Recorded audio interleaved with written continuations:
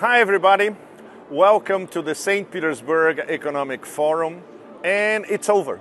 It just finished a few minutes ago. This is Rosatom. This is 80 years of Russian, Soviet and Russian nuclear industry. Why we are here? Because I want to select probably one of the most important quotes by President Putin after the plenary session, where we had 5 heads of state and important officials, President Putin, Bahrain, South Africa, China, and the President of Indonesia, Prabowo, and then the Q&A. And everybody was waiting about Iran.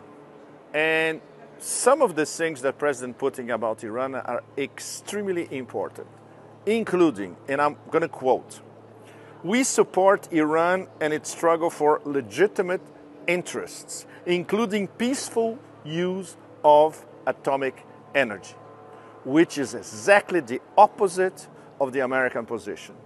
And he said, "Those who say that Russia is not a reliable partner of Iran are provocateurs." Because this is something that is going all over the global north and parts of the global south, that Russia and China are not doing enough to protect BRICS member Iran, 3 top BRICS. No, it's much more complicated than that. They are giving full diplomatic support. They already said openly via high officials, including Presidents Putin and Xi Jinping, that the Israeli provoked unilateral war against Iran is completely out of control. And among other things that President Putin already said, don't even think about eliminating Ayatollah Khamenei. So this was only one angle among very, very important discussions today here in the last day.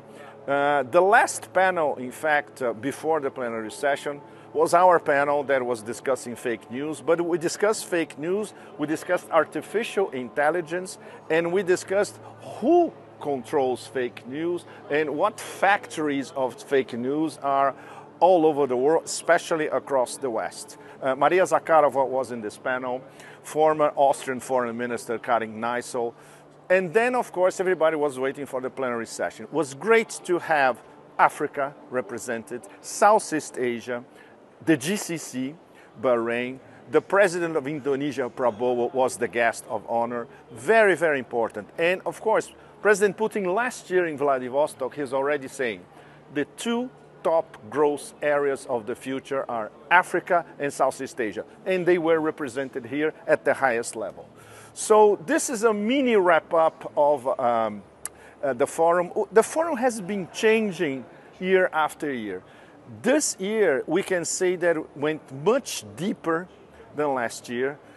Of course, considering the international situation is extremely volatile at the moment, there was this dark cloud of a possible American intervention, whatever that's going to be on Iran. Everybody was discussing this on the sidelines. And at the same time, you feel, because the global south, the whole global south was represented here, the discussions about trade, connectivity corridors, the Arctic Silk Road, the International North-South Transportation Corridor, the Chinese Belt and Road projects crisscrossing Eurasia. The Africans will say, okay, we need more and more investment.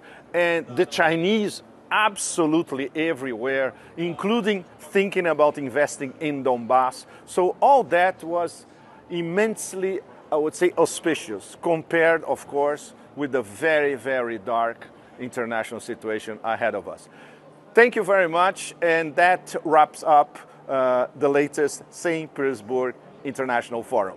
Next time is going to be Vladivostok in a few months. Thank you.